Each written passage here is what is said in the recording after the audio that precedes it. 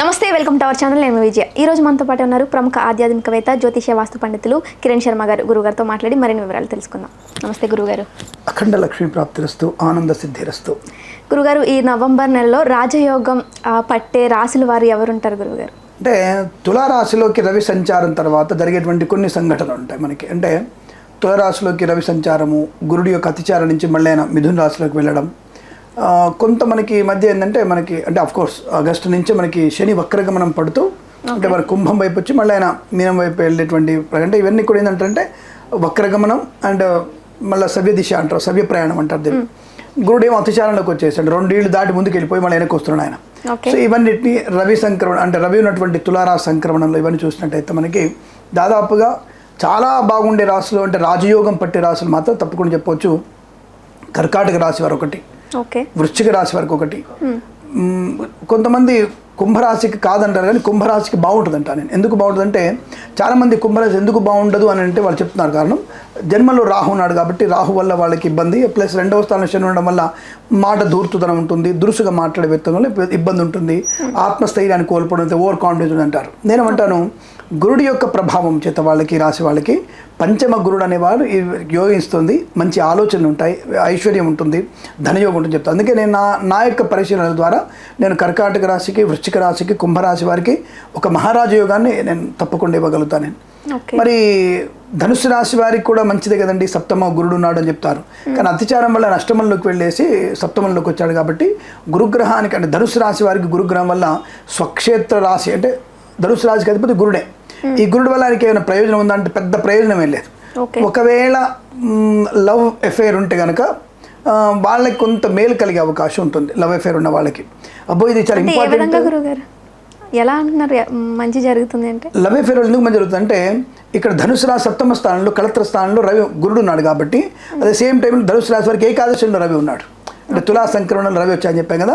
ఈ ధనుసు రాశి వారికి ఏకాదశంలో రవి, ధనుసు స్థానంలో ధనుసు నుంచి సప్తమ స్థానంలో బుధుడు ఉంటాడు, అది గురుడు ఉంటాడు.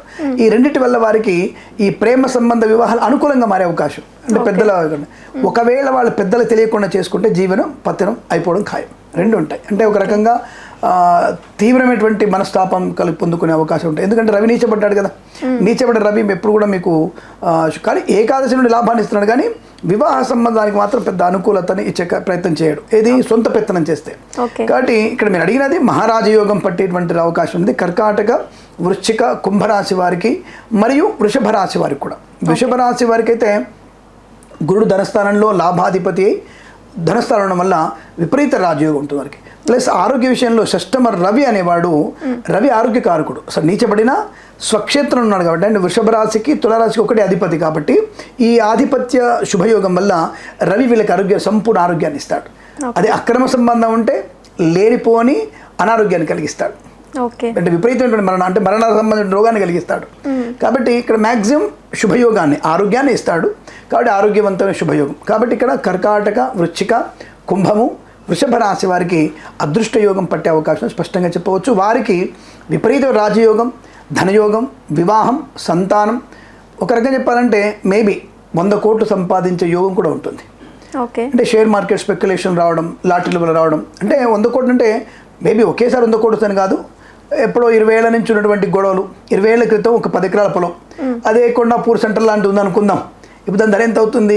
ఎకరం 100 కోట్లు, 20 ఎకరాలు ఎంత అవుతుంది? 200 కోట్లు అవుతుంది. అంటే ఆకస్మిక ధనయోగాన్ని కలిగించే అవకాశం. షేర్ మార్కెట్లో ఇప్పుడు ఉంటాడు. మొన్న పేపర్లో చూసాం, ఒక 30 ఏళ్ల నుంచి ఎక్కడో ఆయన లాటరీ టికెట్ కొంటూ ఆయన ఒకేసారి ఆయనకి 30 కోట్ల లాటరీ టికెట్ ఏదో వచ్చిందని చెప్పి పేపర్లో చూసాం మనం, కేరళ లాటరీ దానికి. అంటే 30 ఏళ్ళ నుంచి దాన్ని ఇప్పుడు వచ్చిందంటే అతనికి అక్కడ యోగం ఉంది. అంతే, క్షణమే యోగం అనేది క్షణమే ఉంటుంది, ఒక క్షణం అంతే, అంతకు మించి ఉండదు. అంటే 9 గ్రహాలు 7 గ్రహాలు ఒకే సరళ రేఖ మీదకి ఒకే బిందువుగా ఉన్నప్పుడు అది క్షణం అదృష్ట యోగం. అది ఎప్పుడు ఉంటుందంటే అంటే ఒక రకంగా 2 నిమిషాలు అంతే. ఆ 2 నిమిషాల్లో నీకు భగవంతుడు పూర్వజన్మ పుణ్యఫలం ఇస్తే ఆ టికెట్ కొనడమో పెళ్లి చేసుకోవడమో, ఇప్పుడు పెళ్లిలో ముహూర్తాలు అంటారు కదా, జీలకర్ర బెల్లం పెట్టడం, అది 2 నిమిషాలే ఉంటుంది, 2 క్షణ ముహూర్తాలు అంతే. అది ధ్రువంతే రాజా వరుణో ధ్రువంతే అనే ఆ మంత్రం చెప్తూ అక్కడ ఒకళ్ళ చెయ్యి మీద ఒకటి జీలకర్ర బెల్లం పెట్టుకోవడం అనేది 2 నిమిషాలే. ఆ తర్వాత మళ్ళీ ఈ 7 గ్రహాలు ఉండవు, కదిలిపోతూనే ఉంటాయి, జారిపోతూనే ఉంటాయి. దాన్ని ముహూర్తం అంటారు.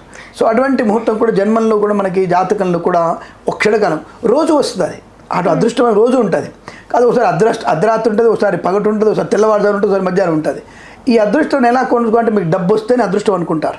కాదు, ఒక మనిషి మనకు తారసపడినా, ఒక అనుకున్న వ్యక్తి కనపడినా, ఒక వ్యక్తిని కావాల్సిన ధనం వచ్చినా, 5 ఏళ్ళని సంతానాన్ని బాధపడుతూ సంతాన శుభవార్త విన్నా, పోగొట్టుకుని ఇల్లు మళ్ళీ వచ్చినా, అన్నదమ్ముల మధ్యలో భేదాపిలు వచ్చి మళ్ళీ కలిసినా, ఇలా అవన్నీ పుణ్యబలమే కదా, అవన్నీ లక్కే కదా, లక్కుంటే నడుస్తాయి.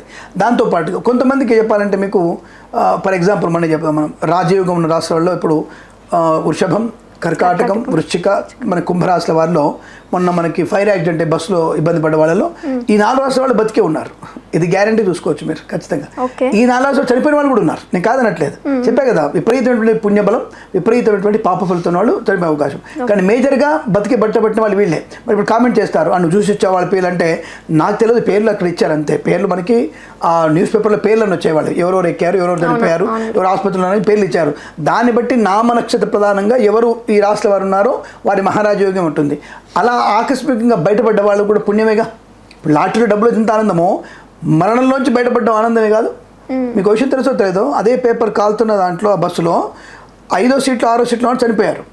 5, 6 రోలో ఉన్నవాళ్ళు 1, 2 చనిపోయారు. 3rd లో ఉన్నవాళ్ళు బతికారు 2. How can it possible?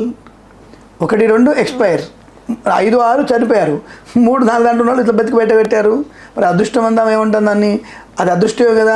అంటే ఆ క్షణంలో వారికి ఏదైనా ఒక రకమైనటువంటి దొరకడము, గాలికి మంటలో ఆగిపోవడం, అక్కడ పరిగెట్టుకు రావడము, వదులుకొని రావడం, ఏదైనా సరే వాళ్ళు అక్కడ బతికి బట్ట కట్టారుగా. అంటే ఆ క్షణం అనేది అదృష్ట యోగం. అలాంటి అదృష్ట యోగం అనేది ప్రతిరోజు ఉంటుంది, ప్రతి వ్యక్తికి ఉంటుంది అదృష్ట యోగం అనేది. దాన్ని క్యాచ్ చేసుకోవాలి, మనకి దొరకదు కాబట్టి అదే భగవంతుడి మాయ. దాని కోసం ఎదురు చూస్తూ ఉండకూడదు. మన పని మనం కర్మ చేస్తూ ఉంటే అదృష్టం మనం తప్పకుండా ఒక పూట ఏదైనా ఒక క్షణం మనకి అటువంటి అదృష్టం కలుగుతుంది. అంటే మరణంలో నుంచి బయటపడడం అది ముహూర్తమే, మంచి యోగం. ఇలా మనకి ధనం రావడం, ఆరోగ్యవంతం. డాక్టర్లు వచ్చేసి మీకు ఆరోగ్యం బాలేదండి, 4th స్టేజ్ మీద కీమో కూడా పనిచేయదు, బట్ ట్రై చేద్దామని చెప్పేసి కీమో ఇస్తారు. జస్ట్ ఏదైతే మూలం ఉందో, క్యాన్సర్ అన్నటువంటి మూలం ఉందో, మూలకణం ఉందో, దాన్ని కరెక్ట్గా కీమో తీసేసి బయటకి వెళ్ళిన తర్వాత, అయ్యో ఆశ్చర్యంగా మీకు రోగం తగ్గిపోయిందండి, యు ఆర్ వెరీ లక్కీ, మీరు ఇంకా 70 years బతుకుతారంటాడు. దట్స్ లక్కీ కదా, 100% హ్యాపీ కదా. సో అటువంటివన్నీ కూడా మనకి అదృష్ట యోగం కిందకి వస్తాయి. అటువంటి మహారాజ యోగం ఉన్నటువంటి రాశులు ఈ రాష్ట్రాల వారికి ఎక్కువ ప్రియారిటీ ఉంది. మిగతా రాష్ట్రాల వారికి ఇతర గ్రహాల వల్ల కూడా శుభయోగం పొందుకునే అవకాశం ఉంది. ఒక్కొక్కరు మీరు అడిగినటువంటి ప్రశ్నకి మహారాజ యోగం ఉన్నటువంటి వాళ్ళు ఈ 4 అని చెప్తాను. ఈ నవంబర్ మాసం, ఈ నవంబర్ అంటే డిసెంబర్ 15వ తేదీ వరకు, డిసెంబర్ 15వ తేదీ వరకు ఈ యొక్క రాజయోగం పట్టే అవకాశాలు ఎక్కువగా ఉంటాయి. ఇప్పుడు మీరు చెప్పిన ఈ 4 రాశుల వారు ఏమైనా జాగ్రత్తలు పాటించాలంటారా? ఎందుకు బాగా అంటే, ఒకటి అత్యుత్సాహపడకూడదు, నీరస పడకూడదు. నేను 4 రాశులే బాగా చెప్పాను, మిగతా 8 రాశులు చెడ్డవని అనుకోక్కర్లేదు. వాళ్ళందరూ కూడా దానం, ఏదైనా సరే దానము, ధ్యానము, జపము, ఎప్పుడైనా సరే ముఖ్యం కావాల్సిన దానము, ధ్యానం, 2 ఉంటే తప్పుగా అనుకూలంగా ఉంటుంది. డబ్బు ఉన్నవాడు ఎక్కువ యాగాలు, యజ్ఞాలు చేయండి, డబ్బును ధ్యానం చేయండి. ఏదైనా వాడు మౌనంగా భగవన్ నామస్మరణ చేసుకోండి, సింపుల్ సరిపోతుంది. అదొకటి విశేషం. ఓకే గురుగారు, ధన్యవాదాలు. శుభమస్తు, ఆనంద సిద్ధిరస్తు.